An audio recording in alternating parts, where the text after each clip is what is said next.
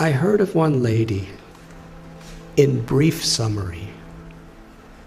She was born in a poverty-stricken village in Maharashtra, India. She never really had any education.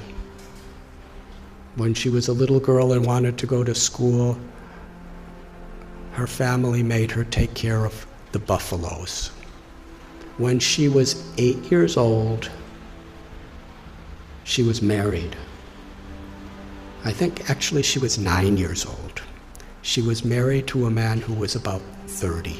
By the time she was 19, she had 3 sons, and she was pregnant.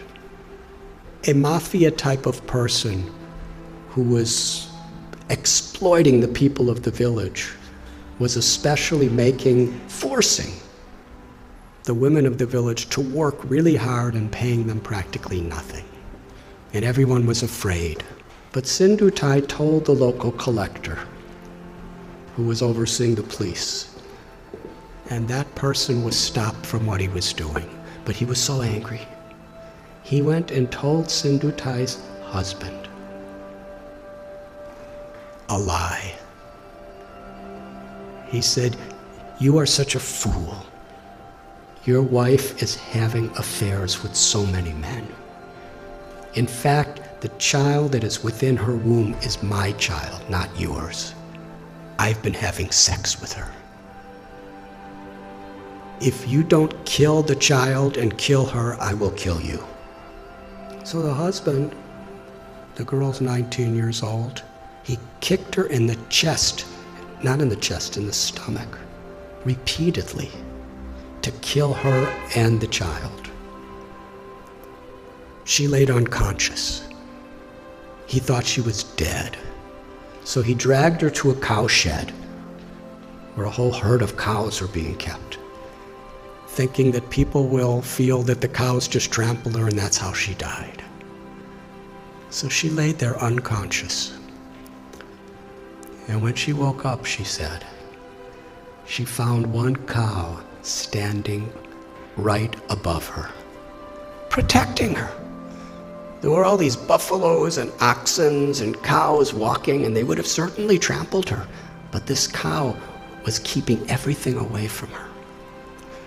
And even when the in-laws came to make sure she was dead, the cow chased them away with their horns and stood over her. She came to consciousness and gave birth to a baby girl under the cow.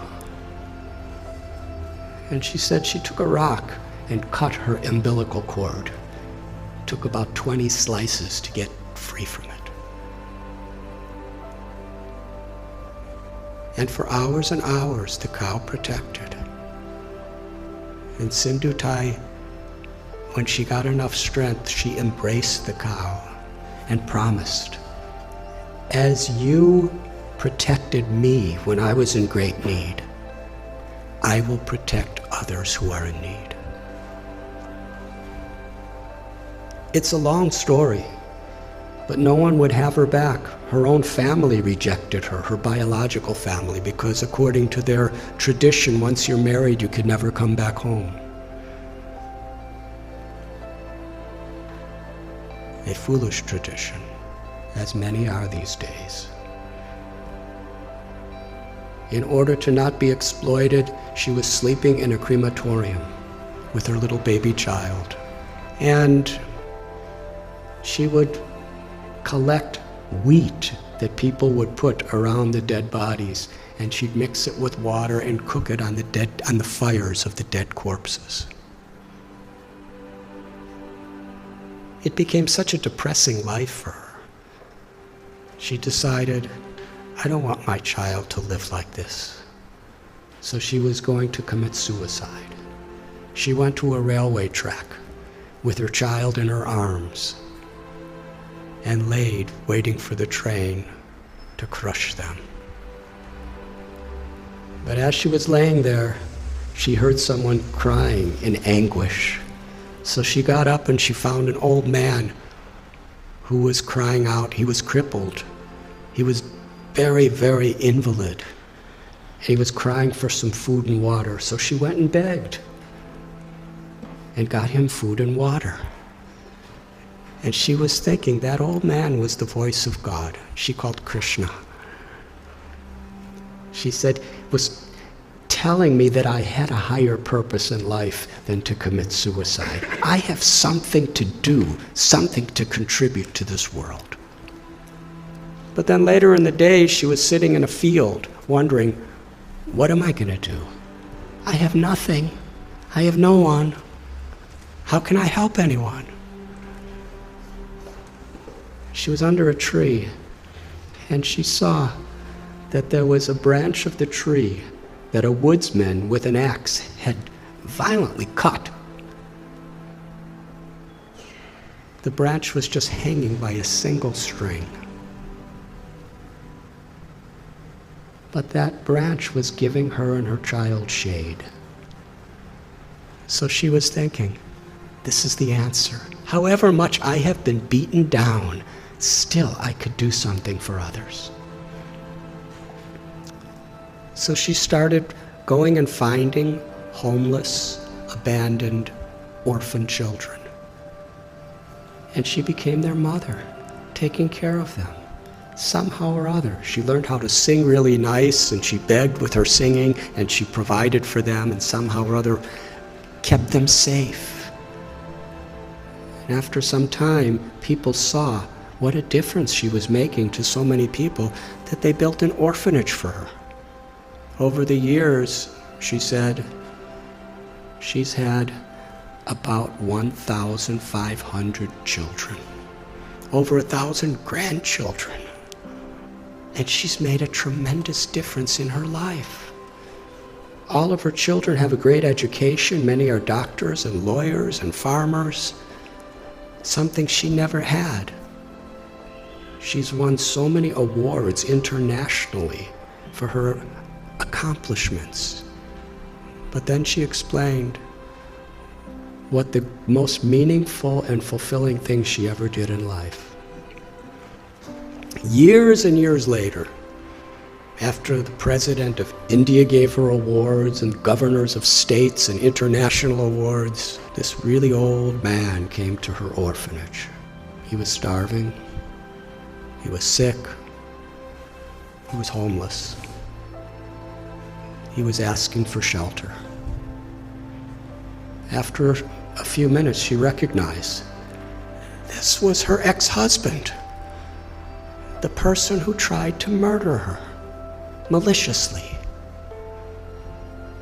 She said to him, when you left me to die, I was homeless in rags.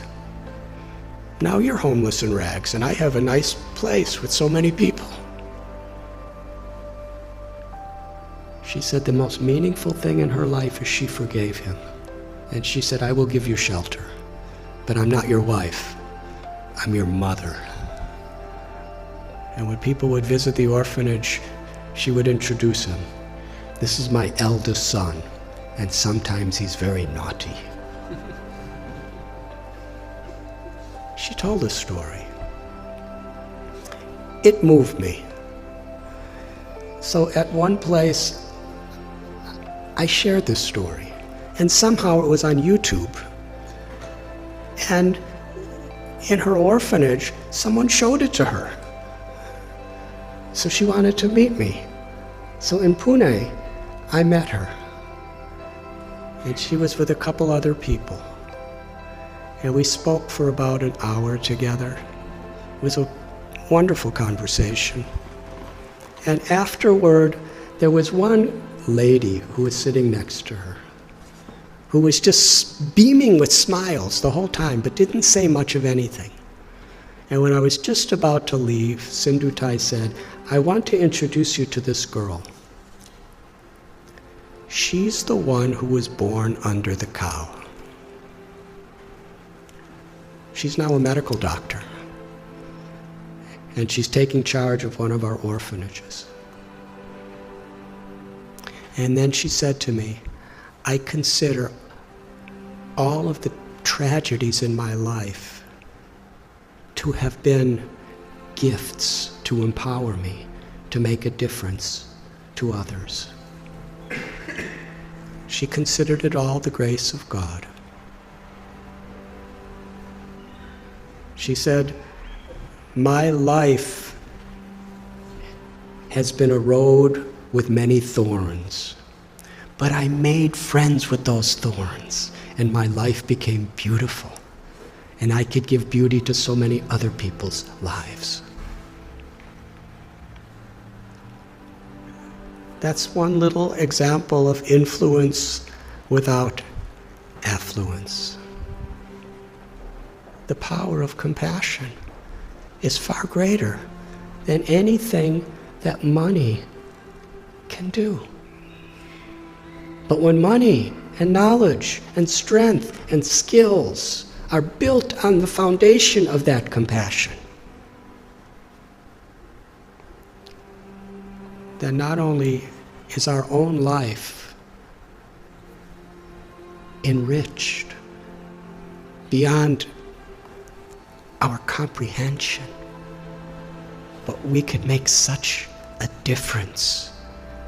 We can have such an influence in the world. Each and every one of us, whoever we are, because everyone is so inherently special. And nothing and no one can take that away from us, as long as we are aware. To be an instrument of compassion, an instrument of grace, is the true influence, beyond affluence. Thank you very much.